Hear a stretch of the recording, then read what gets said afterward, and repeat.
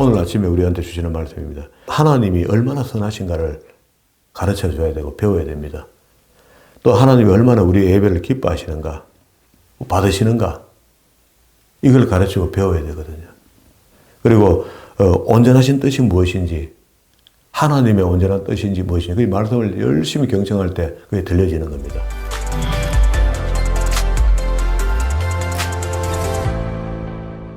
오늘도 하나님께서 저와 여러분에게 주신 말씀은 민수기 15장 1절 이하의 말씀을 통하여 가나안 땅에서 지켜야 될 규례를 보라 하신다는 말씀의 제목으로 하나님의 말씀이 선포될 때에 하나님의 목적, 하나님의 계획, 하나님의 뜻이 잘 들려져서 그 말씀에 순종할 때 주시는 참복을 마음껏 누리시는 저와 여러분 되기를 주의 이름으로 축원합니다. 지난 시간에 우리 봤던 말씀이 가나안 땅에 12정탐꾼을 보내고 난 뒤에 그 결과를 보고받는 과정에 있었던 이야기들이 분주하게 있었습니다. 지금은 우리가 이 사건들을 기록을 보니까 아이고 당신들아 그때 믿고 막 그냥 올라가지 이렇게 싶어도요.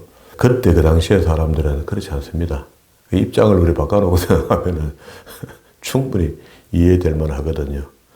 그리고 이 민수기 책 전체 속에서 민수교회라 하고 광야교회라 하고 수식어를 붙여가면서 훈련을 받는 이스라엘 백성들의 입장을 한 번만 생각해 보면요. 이해가 되는 부분도 없지 않아 있습니다. 그리고 또 반대로 하나님의 입장도 한번 생각해 보자고요. 그렇게 이야기해도 말을 안 듣는다는 거 아닙니까? 너무너무 말을 안 듣는 거라. 그러나 우리는 이제 책을 보면서 이 성경이라는 기록을 보면서 우리가 어떻게 어느 부분에 어떤 진리를 받아들여야 될 것인가 하는 게 이게 이제 요점을 찾아내는 게 우리가 지금 해야 될 일이잖아요. 이 전체 사건은 그때 그 당시에 있었으며 그 당시에 있었던 사건을 보면서 우리는 그러지 말아야 되겠다 하는 것이 우리에게 진리고 교훈이 될 겁니다. 그리고 오늘 우리가 봐야 될 이 내용은요. 가나안 땅에 들어갔을 때 꼭 지켜야 될 규례가 있단다 하고 이 얘기를 하는데요. 이 책 속에요. 그 훈련 중에 하나님께서 중요하니까 중간중간에 이야기한 거라. 이야기한 건데 그 이야기한 게 세 군데 들어 있습니다.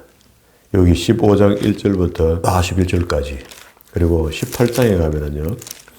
다시 또 이야기해요. 18장 1절부터 19장 22절까지 당부하면서 꼭 이거는 지켜야 되는 것이다. 이렇게 하고 28장에 가면 또 있습니다. 가나안 땅에 들어가거든 요 일은 꼭 해야 된다 하고 당부하는 내용이 있어요. 28장 1절에 여호와께서 모세에게 일러 가라사대 이스라엘 자손에게 명하여 그들에게 이르라 나의 애물을 나의 식물되는 화제 나의 향기로운 것 너희가 그 정한 시기에 삼가 드릴지니라 이렇게 할 때 이게 전부 다 제사에 대한 이야기를 하고 있어요. 지금 우리로 이야기하면 지금 예배에 대한 이야기입니다. 우리가 지금 이 책으로 읽어볼 때 스토리가 별로 없고 또 이렇게 하라 말라 그리고 또 하나님께 하라는 거니까 그런데 예배의 형식을 설명해 주는 거거든요. 그러면은 이건 또 읽어보면 또 별로 딱딱하게 재미가 별로 없죠. 없는데 제가 봤을 때는요. 하나님께서 꼭 하시고 싶은 말씀이 이 말씀입니다. 이게 광야에 있든지 가나안 땅에 들어가든지 어디가 어느 곳에 있더라도 나와 관계를 어색하게 만들지 마라. 돈독한 관계를 만들어라. 그 예배를 통해서. 지금 같으면 예배잖아요. 그때는 제사잖아요. 그래서 이게 아주 중요한 요지가 됩니다. 이 삽입식이 놓은 이야기들이 우리가 이제 대칭 구조를 잘 정리해서 보고 있잖아요. 그렇게 어느 문단과 어느 문단 사이에 특별한 내용이, 객관적인 내용이 들어있단 말이에요. 이것도 지금 보세요. 하나님이 진노하고 막 난리를 치시다가 갑자기 가나안 땅에 들어가서 이거 꼭 지켜야 된다. 이렇게 이야기하면 생뚱맞잖아요. 이야기가. 그런데 16장에 넘어가면 이제 고라와 일단들이 또 불평하는 이야기가 나와 있거든. 그런데 진짜로는 기록에 겉으로 남기는 것은 이런저런 그 사건들의 기록을 남기고 있지만 그 사건들 속에 하나님께서 꼭 하시고 싶은 말씀이 계시는데 오늘 이런 이야기입니다. 그런데 우리가 좀 뻑뻑하고 별로 재미가 없다 싶고 좀 별로다 하고 하나님 쪽으로 많이 기울어져 있는 이야기 이런 것들이 사실은 하나님의 마음이죠. 그렇게 보면 이제 민수기가 만약에 이걸 우리가 눈치채고 읽어냈다면은 바로 읽어내는 거죠. 예, 지금도 여전히 하나님께서는 그때나 지금이나 똑같습니다. 우리가 광야교회를 다니고 있잖아요. 교회에 충실하라. 예배에 충실하라. 맞습니다. 그 이야기하는 겁니다. 그때도 광야에서 40년 동안 하나님께서 요구하신 것은 예배자로 세우려고 광야에서 훈련시키고 있었고, 그리고 훈련받은 그들이 가나안 땅에 들어가거든 반드시 지켜야 될 일이 있다.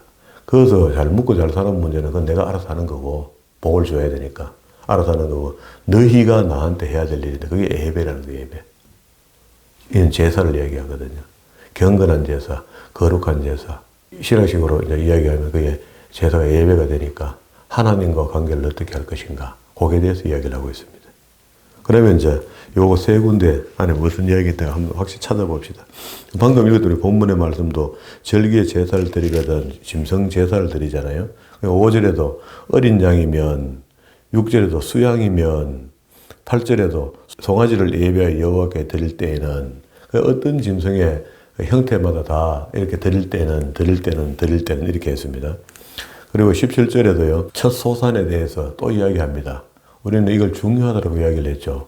그래서 성경이 거듭 이야기하는 건 상당히 중요한 내용을 거듭 이야기하는 겁니다.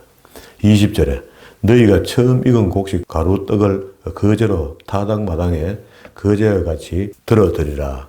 그리고 이거 할 때 속죄죄의 규례를 기억해라. 그리고 5대 제사를 우리 레위기에서 공부할 때 속죄제사, 속건제사 이런 제사들이 있잖아요.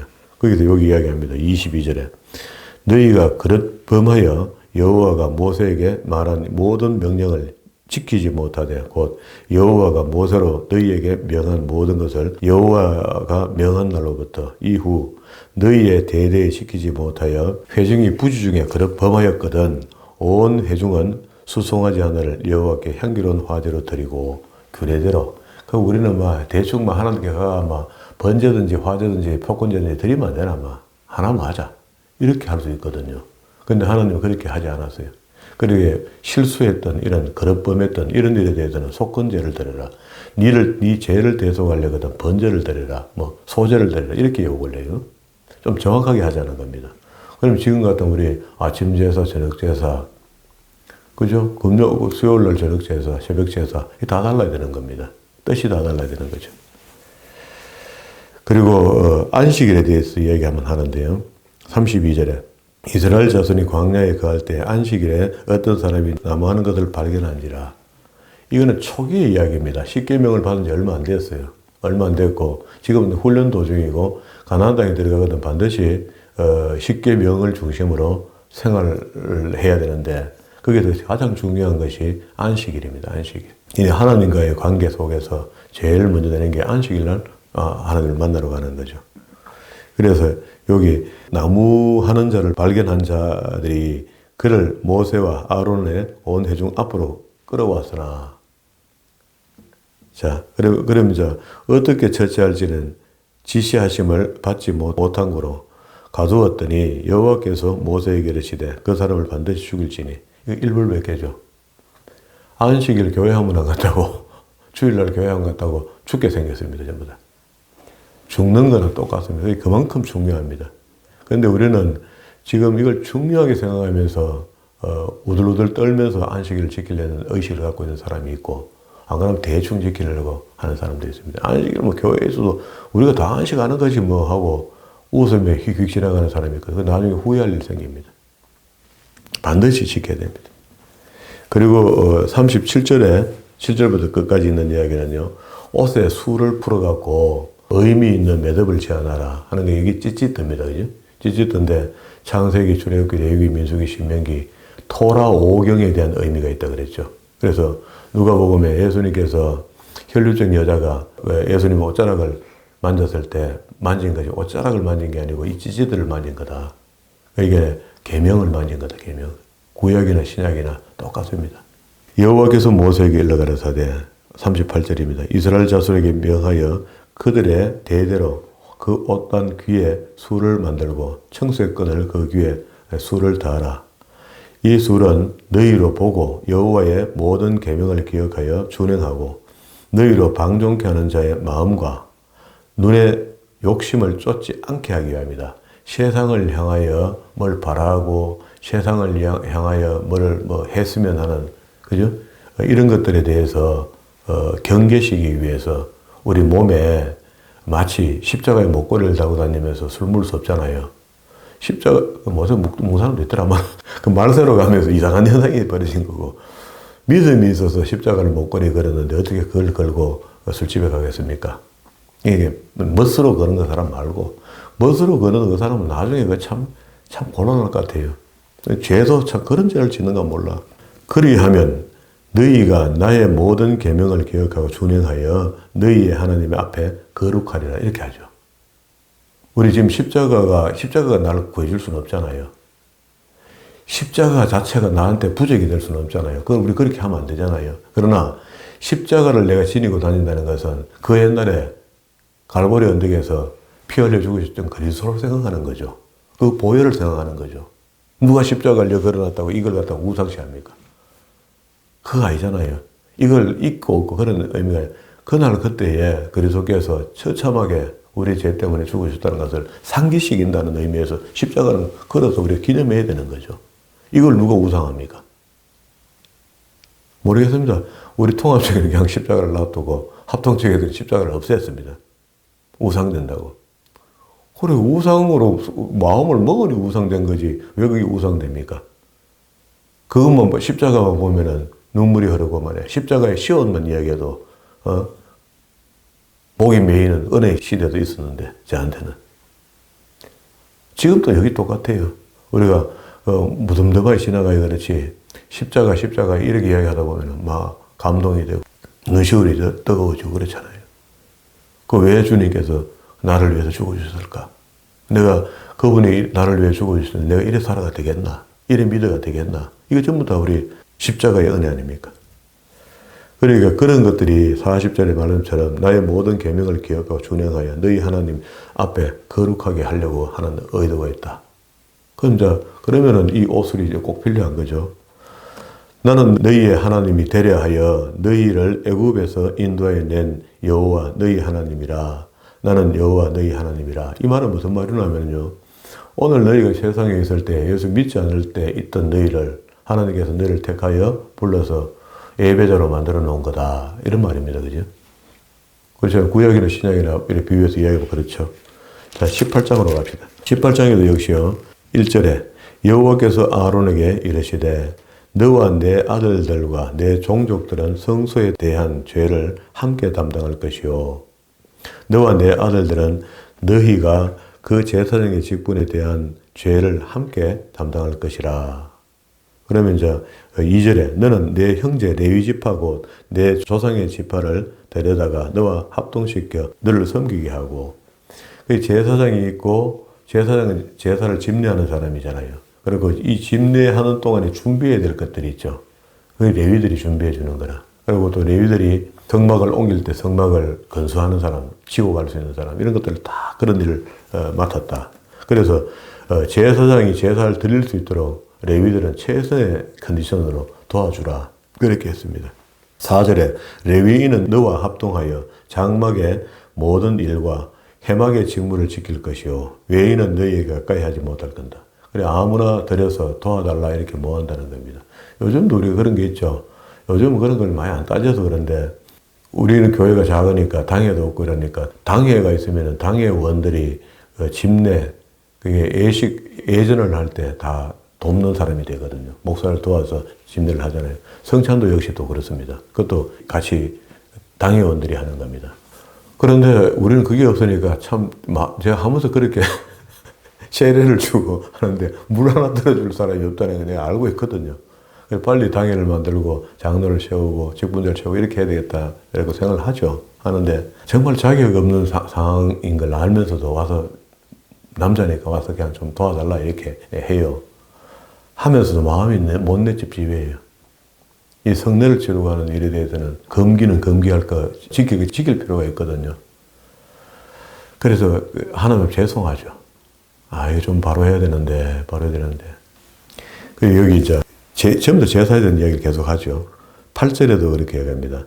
여호와께서 또 아론에게 이르시되 보라 내가 내 거제물 곧 이스라엘 자손에 거룩하게 한 모든 예물을 너로 주관하게 하고 내가 기름 부음 받았음을 인하여 그것을 너와 내 아들들에게 영원한 응식, 이게 식물이 되게 한다. 그러면 9절에 지성물 중에서는 불사르지 않는 것, 남은 것들이 있는데 그것도 네 분깃의 일부분이 있다. 그리고 12절에 그들이 여호와께 드리는 첫 소산, 그 제일 좋은 것, 기름과 제일 좋은 포도주와 곡식을 너희에게 주었은즉. 자, 이게 제가 교회 처음 갔을 때 맥주 감사나 이런 거 할 때 큰 교회는요, 그 앞에다가 막 한 해 농사 짓는 거 다 갖다 놓는 것처럼 산더미처럼 뭐 살하고 뭐 이래가 배추하고 있는 걸 다 야채하고 다 하나님께 정성껏 드린다고 보기를 그렇게 하려고 하는 거죠. 그거 한번 드릴 수 있습니까만은. 그래가 다 푸짐하게 갖다 놨는데 난 그걸 보면서 우리 목사님 아들이 그때 제가 처음 나갔던 교회에 목사님 아들이 저를 많이 따르고 저도 좋아했고 그래가 허니라 저거 왜 하노 저래 많은데 저거 다 왜 처리하노 했더니 성가대에 앉아가 둘이 연습하면서 물어봤거든. 물어봤더니 야 그때 내가 뭐 아는 게 없으니까 그래서 목사 아들이라고 그거는 제사장 겁니다 이러는 거라. 목사님 거다 이 말이야. 아 목사님도 가족만 묻는 거네 이렇게 내가 답을 가졌습니다. 그때 뭐 당당하게 그렇게 이야기하더라고. 그런데 그 구약에는 그런 거고 이런 거고 신약에서는 그냥 나눔에 이래가 아유 막 그때 마지막 날 남아 있는 사람들에게 뭐 성가대 대원이라도 있으면은 그다 이리 와라 걔가 슥슥슥 봉다리 날라가 사과도 갈라먹고 이렇게 하면 좋겠던데 끝까지 안 그랬었어요 그때는. 그래 이런 것들 때문에 그렇습니다. 그게 아무나 그걸 가를 수 없다. 음식을 첫 소산을 드렸는데 그렇게 모였다는 거잖아요. 이건 모든 열매는 내 것이니 내 집에 정결한 자마다 먹을 것이라. 그래 아무나 하나님께 드린 것을 먹지 못한다. 구약에서는 그랬고 신약에서는 또 이렇게 나눔이 있었으면 좋아할 뻔했겠다. 그래 생각하고 우리는 지금 그런 거 안 하잖아요. 그게 너무 형식적인 것 같아서. 14절에 이스라엘 중에서 특별히 드린 모든 것은 내 것이 되리라. 또 15절에 여호와께 드린 모든 생물에 처음 나는 것은 첫 것이라고 이야기하죠. 6월절 출애굽할 때 있었던 사건의 연장선상에서 보는 겁니다. 17절에도 오직 소에 처음 난 것이나 양에 처음 난 것이나 염소에 처음 난 것이나 자 거기에서 18절에 보면은 그 고기는 내게 돌릴진데 흔든 가슴과 우편 넙득다리 같이 내게 돌릴 것이라. 그러니까 제사장의 분깃이 있는데 분깃이 이렇게 우편 넙득다리를 가져온다 그런 말입니다. 그러면 고기가 있으면 이거는 벌써 제사장 몫으로 잘라놓은 거다 안 거다 이렇게 구분이 되겠죠. 다리가 없으면은. 19절 후반에도요. 이는 여호와 앞에 너와 내 후손에게 변하지 않는 소금 언약이라. 소금은 변질되지 않잖아요. 소금 자체가. 그러니까 이렇게 이야기한 거 18장 1절부터 이야기한 거 이게 절대 변하면 안 된다 하는 것을 다져줍니다. 20절에도요. 여호와께서 또 아론에게 이르시되 너는 이스라엘 자손의 땅에 기업도 없겠고 그들 중에 아무 분깃도 없을 것이나 나는 이스라엘 자손 중에 내 분깃이요 내 기업이라. 자 그러면은 원래 점령지에 들어가면은 얻은 땅에 대해서 일부를 레위도 주고 이렇게 해야 되는데 그걸 안 준다는 겁니다. 레위나 제사장들에게는. 그리고 이미 받은 지파들이 그 제사장 몫으로 챙겨주는 게 있다. 땅을 도읍지를 챙겨주고 이렇게 해요. 근데 그런 의미에서 여기서 이제 레위를 위한 11조가 따로 있습니다. 21절과 24절에 이걸 이야기해요. 내가 이스라엘의 11조를 레위 자손에게 기업으로 다 주어서 그들의 하는 일, 곧 회막에서 하는 일을 갚나니. 그 대신 지불해 준다 이 말이죠. 일을 하니까. 23절에 오직 레위인은 회막에서 봉사하며 자기들의 죄를 담당할 것이요. 이스라엘의 자손 중에서 기업이 없을 것이니 이는 너희에게 대대의 영원한 율례라. 이스라엘 자손이 여호와께 거제로 드리는 11조를 레위인에게 기업으로 준 거로 내가 그들에 대하여 말하기를 이스라엘 자손 중에 기업이 없을 것이라 하였노라. 자 이렇게 했을 때는 이걸 신약으로 그대로 가져오면 오늘날 목사님들이 사례를 교회를 통해서 받는 게 아주 정확합니다. 그걸로 묻고 살아야 돼요. 그리고 만약에 그렇게 되지 않으면은 목사가 나가서 일을 해서 버려야 되잖아요. 상황이 그래서 버리는 거는 어쩔 수 없습니다. 그걸 그걸 주 목적으로 먹고 사는 것을 목사가 주 목적으로 나가서 버려서 먹고 살면서 목회하는 거는요, 맞지 않아요, 사실은. 그렇게 되면은 저는 생각했을 때 그렇습니다. 그 목사님의 영성이 유지가 안 될 것 같아요. 그 영 없는 말씀을 준비해서 전한다는 거는요, 성도들에게는 굉장히 부담이 있습니다. 그게 뭐 성경 공부야 뭐 언제든지 할 수 있잖아요. 책 읽어보면 되니까. 그런데 이 책 속에는 글만 읽는 것이 아니고 글 이면에 있는 영적인 부분들을 캐내서 설명해 줘야 되는데, 그런 부분들이 그 맨날 자동차 운전해가 영업용 운전해가 일단 고민하다 왔던 사람이 그 영적인 이야기를 할 수 있겠어요? 안 됩니다. 어떻게 좋게 표현해서 바울이 그 천막 깁는 일을 했다는데, 그게 내용을 들여다보면은요, 바울이 고린도 지역에 내려갔을 때 그때의 그 장소를 천막 깁는, 그때 그 당시에 성도들이죠. 성도들이 집에서 예배를 하게 된 겁니다. 그 공장에서. 로마에서 쫓겨난 사람들이 거기 와서 그 공장을 하고 있으니까 거기 전도가 되니까 그곳에서 예배를 하게 된 거죠. 그래 예배를 하는데 거기 옆에 집사님이 수고하고 있는데 어떻게 밥을 얻어 먹으면서 안 도와줍니까? 그 일 도와준 겁니다. 그건 자비 아닙니다. 그건 착각하는 거죠. 그럴 택이 없죠, 바울이. 그 구약에 능통한 사람이 절대 그렇게 안 합니다. 안 하는데 우리는 편하게 그걸, 그거 있잖아, 하는데 그거 말고는 또 없습니다. 그거 한 것밖에 없습니다. 그러면 이제 좀 경계하고 주의하고 이렇게 하면 좋겠다. 여기도 이제 그 이야기 하는 거죠. 26절에 너는 레위인에게 고하여 그에게 이르라. 내가 이스라엘 자손에게 취하여 너희에게 기업으로 준 11조를 너희가 그에게 취할 때에 그 11조의 11조를 거제로 여호와께 드릴 것이라 하고, 11조의 소용물도 이렇게 이야기해서 받았다고 다 네가 하지 말고 받은 11조에 또 11조. 목사도 사례를 받으면 그 사례를 다시 11조 하죠. 그래서 목사 사례라는 거는요, 얼마 받으려면 거기 또 11조 감사 이거 다 띄고 나면 얼마 없어요. 없는데 그래도 그러니까 사는 걸 보면 참 대단하죠. 이게 그래 사는 거. 그래 사는 게 또 은혜라.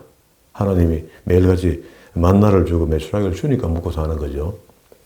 그래 제가 이제 이 구약 공부를 하면서 유대인들의 의식 속에는 지금도 여전히 이런 그 봉사와 헌신 이런 것들이 있습니다. 그래서 예수님이 산상수훈에서 딱 유대인들에게 딱 직언해가 가르쳐 준 게, 너희가 지금 하고 있는 금식 그 잘못된 거다. 그렇게 금식, 이웃 돕는 거 있잖아요. 이런 것 세 가지 정도를 딱 설명하면서 지적해 주거든요. 그런데 이제 이 사람들이 이런 걸 잘 해요. 그게 남을 돕고 하는, 지금도 여전히 유대인들은 하거든요. 하는데 유대인들이 봉헌을 하는 것 중에 헌금 중에는 첫 것을 드리는 헌금이 있습니다. 첫 것, 첫 열매. 그리고 내가 받은 것에 10분의 1을 하나님께 드리는데 10분의 1만 드리는 게 아니고 10의 3조 가까이 나갑니다. 그럼 첫 것까지 보태가 10의 한 4조 정도 될 겁니다. 그러니까 다시 전체 수익에서 40% 정도가 다 하나님 쪽으로 흘러보내는 겁니다. 그리고 내가 60%가 사는 거야.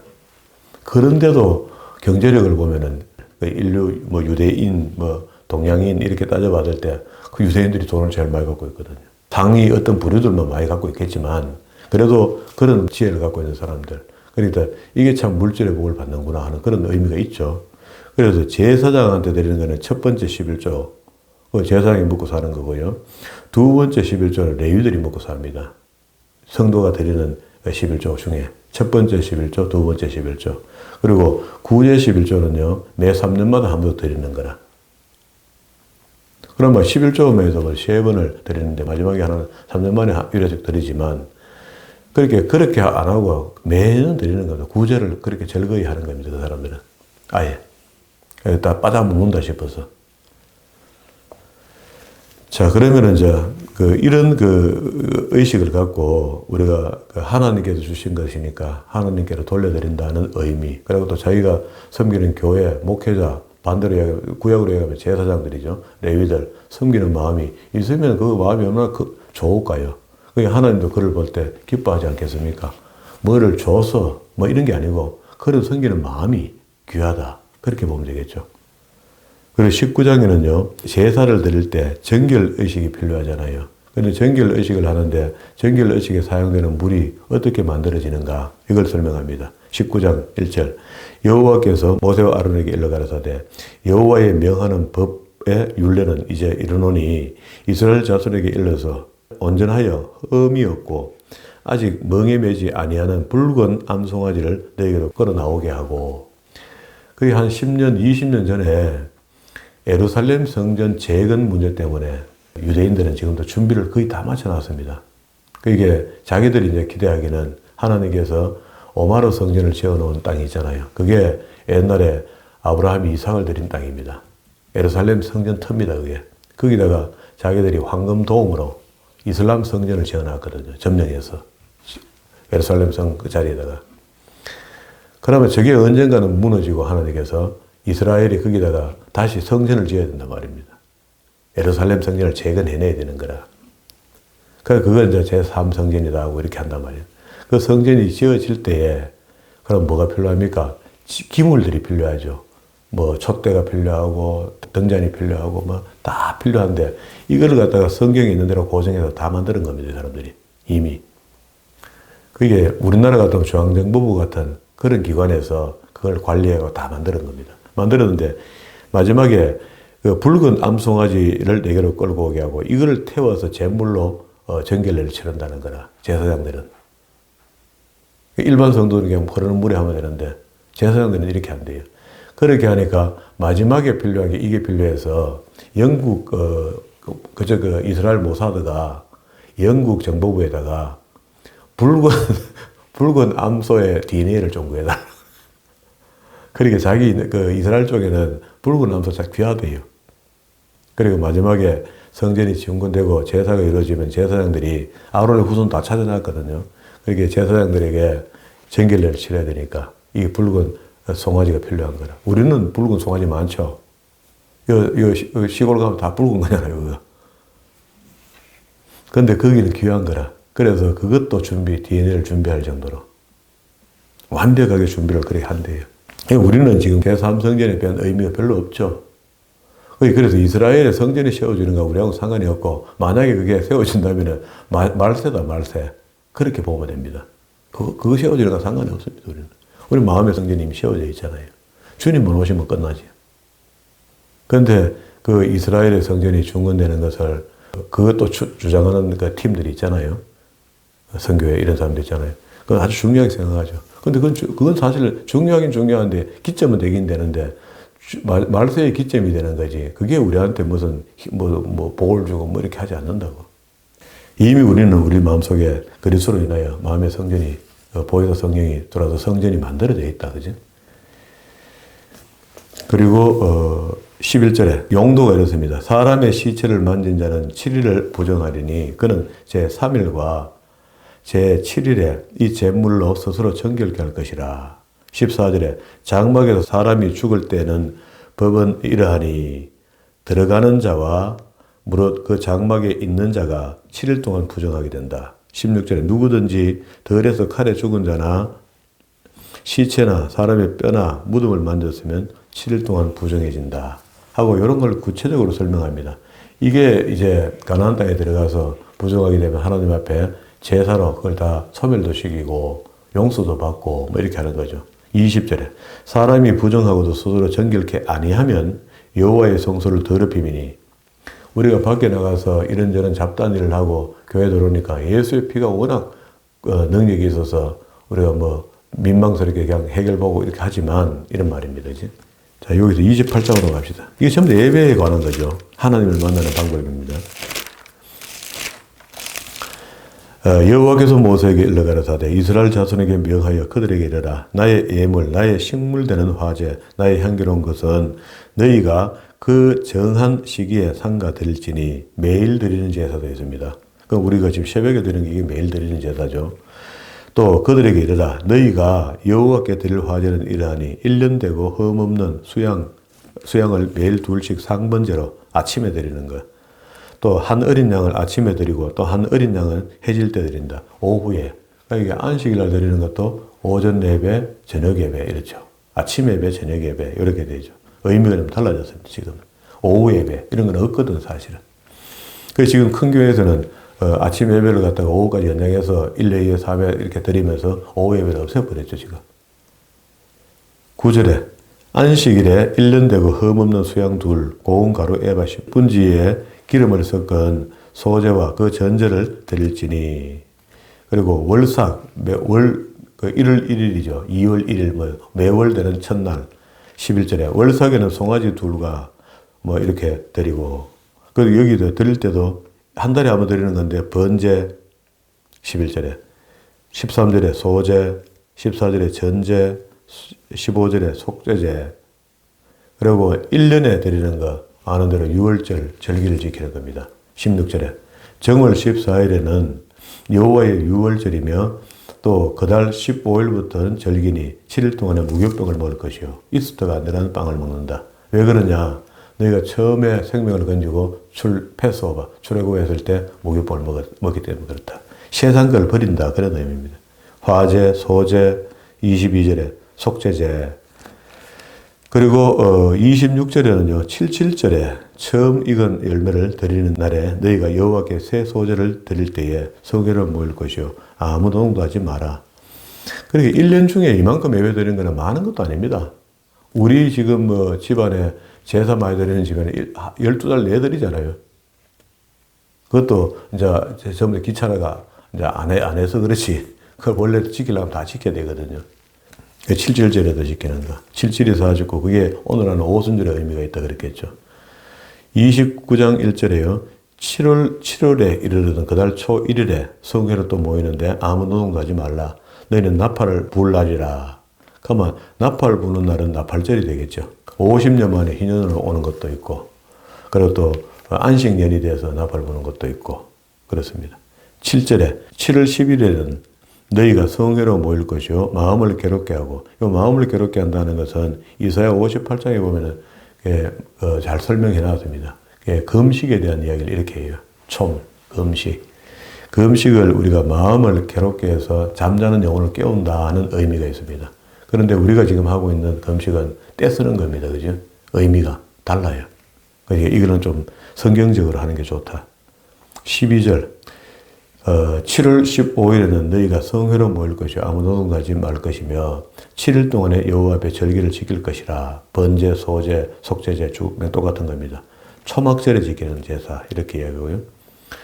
그리고 일주일 동안 있어야 되는데 17절에 둘째 날에는, 20절에 셋째 날에는, 23절에 넷째 날에는, 26절에 다섯째 날에는, 29절에 여섯째 날에는, 32절에 일곱째 날에 드리고, 여덟째 날에는 35절에 거룩한 대회로 모일 것이요 아무 노동도 하지 말 것이며, 그렇게 제7년 면제는 끝에 라고 하는 또 명령어가 하나 더 있거든요. 그게 어디 나오면 신명기 32장 9절과 13절의 말씀 끝에 보면은 면제날 끝에 뭘 하라고 하면은요 하나님 두려워하는 것을 가르쳐라 합니다.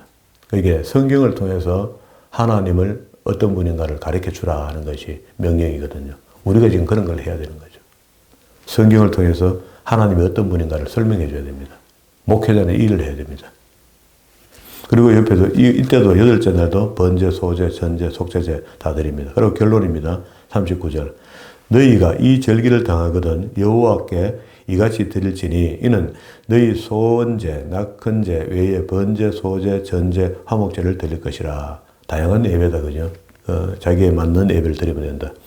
모세가 여호와께서 자기로 명하신 모든 일을 이스라엘 자손들에게 고했으니까, 이스라엘 자손들은 이제 광야에서 훈련 받고 난데 이런 걸 배웠으니까 가나안 땅에 들어갔을 때는 반드시 딴 거는 모르겠는데 예배만은 확실하게 하라. 이 세 가지는 전부 다 예배에 대한 이야기를 하고 있습니다. 가나안 땅에서 꼭 지켜야 될 규례를 따롭게 설명했습니다. 그러니까 이게 이제 오늘 신약에서 우리에게 이제 가르쳐 주는 것처럼 로마서 12장을 봅시다. 제사가 예배로 이제 변형돼서 하나님과 우리 관계 속에서 정말로 진정한 예배는 어떤 예배를 이야기하는가? 살아있는 예배는 어떤 예배인가? 우리 삶이 예배가 되어야 되는 것은 근본적이고요. 그건 맞고요. 그런데 성경적 예배를 이렇게 설명합니다. 그러므로 형제들아, 내가 하나님의 모든 자비하심으로 너희를 권하노니 너희 몸을 하나님이 기뻐하시는 거룩한 산제사로 드리라. 지금 구약이 신약인데 산제사 이렇게 해가지고 이는 너희 드릴 영적 또 예배라 했습니다. 오늘 우리 드리는 예배 맞습니다. 그러면 너희는 이 세대를 본받지 말고, 그 2000년 전의 세대도 나빴는데 지금은 더 나쁘다. 사람들이 뭐라 하든지 말든지 우리는 할까 한다. 성경대로 한다. 오직 마음을, 예배자는 오직 마음을 새롭게 해야 됩니다. 누가 옆에서 이렇게 하든 저렇게 하든 상관없습니다. 뭐 늦게 와가 예배자는 그 욕할 것도 없습니다. 놔두면 됩니다. 내만 제 시간에 와서 앉아서 경건을 준비하고 예배 시작을 준비하고, 그래 예배가 시작되면 예배하면 됩니다. 그리고 새롭게 함으로 변화를 받아. 예배 속에서는 나를 항상 새롭게 할 수 있는 근거를 갖고 있어야 된다. 새롭게 하면 변화를 받아갖고 말씀을 통해서. 자, 요겁니다. 오늘 아침에 우리한테 주시는 말씀입니다. 하나님이 얼마나 선하신가를 가르쳐 줘야 되고 배워야 됩니다. 또 하나님이 얼마나 우리의 예배를 기뻐하시는가, 받으시는가, 이걸 가르치고 배워야 되거든요. 그리고 온전하신 뜻이 무엇인지, 하나님의 온전한 뜻인지 무엇인지, 그 말씀을 열심히 경청할 때 그게 들려지는 겁니다. 무엇인지 분별하도록 하라. 이게 예배입니다. 신약식 예배는 이걸로 바뀌어서, 구약에서는 행위죠. 짐승을 드리고 번제, 소제, 화제, 속건제, 속죄제 이런 걸 드려서 자기 죄를 없이 하고 이렇게 하지만, 우리는 예수의 이름으로 우리 마음속으로 묵상만 해도 그 죄가 회개가 되고 회개의 결론을 얻죠. 용서받죠. 예수의 피 때문에. 그런데 그렇다고 해서 예배를 아무렇게나 드려도 되는가? 그렇지 않습니다. 오늘 여기 예배는 그렇게 했습니다. 나를 변화시키는데 어떻게? 하나님이 선하신 걸 배워야 됩니다. 그리고 또 하나님이 기뻐하시는 것이 무엇인지를 알아야 됩니다. 그래야 하나님을 우리가 기쁘시게 할 수 있는 도구가 된다. 그리고 하나님이 진짜 온전하신 뜻이 무엇인가? 이거는 평생을 배워도 다 모를 겁니다. 하나님이 너무 크신 분이기 때문에. 그래서 우리는 평생을 여기에다 초점을 두고 예배자로 앉아 있어야 되는 거죠. 그러니까 지금 우리가 성경을 이렇게 배워도 하나님을 다 모르겠는데, 그게 요절 몇 절 듣고 맨날 아멘 아멘 하고 했는데, 그게 어떻게 하나님이 기뻐하시는 예배가 되며 온전하신 뜻을 알게 될까요? 택도 없습니다. 이 정도 되면 이제 우리가 생각을 하면 돌려먹을 필요가 있죠. 우리가 드려진 예배, 우리가 하고 있는 성경 공부, 이건 너무너무 소중하고 중요하고 가치가 있는 겁니다. 그래서 내가 먼저 예배를 통해서 새롭게 변화를 받으려고 작정을 하고, 그리고 난 뒤에 하나님이 얼마나 선하시며 기뻐하시게 무엇이며 온전하신 하나님의 뜻을 알려고 몸부림치는가. 이러는 가운데 우리가 다는 알 수 없지만 하나님이 조금씩 열어주는 것들로 우리가 평안을 얻어나가는 겁니다. 그리고 또 세상을 이기는 겁니다. 죄를 이기는 겁니다. 그리고 온전한 하나님의 일꾼으로 마지막 날에 잘했다 충성된 종아라고 칭찬받는 겁니다. 그러니까 결론이 이렇게 나와 있는데, 이런 예배자가 이렇게 하나님께 궁금증하고 하나님 뜻을 알려고 하나님 기뻐하시는 무엇인지를 알려고 애쓰는 사람이 세상에 나가 죄 짓겠습니까? 안 짓습니다. 그리고 다툼이 생길 때 그 정도 마음이 늘 되새겨지고 있는 사람은 안 다툽니다. 그래, 넘어가지 뭐 하고 넘어갑니다. 그게 우리가 내 버릇을 어떤 그 의식적, 무의식적으로 누가 가르쳐서 나를 고쳐줄 수 있지만은, 그게 이런 말씀들이 우리가 하나님 앞으로 집중하게 되므로 그 집중하는 것이 나를 변화시켜 나갈 수 있다는 겁니다. 나가 변화돼서 변화되는 게 아니고, 내가 하나님 앞에 관심이 너무 많고, 하나님 예배에 관심이 있고, 교회에 관심이 있고, 말씀에 관심이 있다 보니까 내 삶이 어느 정도 바뀌어져 있더라는 거라. 그게 하나님의 비밀입니다. 그런 정도의 우리가 은혜 가운데 들어가야 되지, 내가 오늘 살이 없으니까 살 주세요가 살만 받았다고 은혜라 이렇게 할 수 없잖아요. 그런 거는 초보 신앙일 때 그렇고, 우리가 이제 성숙한 신앙이라는 것은 하나님이 원하시는 일을 우리가 해드리는 겁니다. 그래서 철든 성도가 되는 거죠. 그런 성도로 살아서 하나님의 영광의 도구로만 쓰임받다가 마지막 날에 착하고 충성된 종아라고 칭찬받을 수 있는 저와 여러분 되기를 주의 이름으로 축원합니다.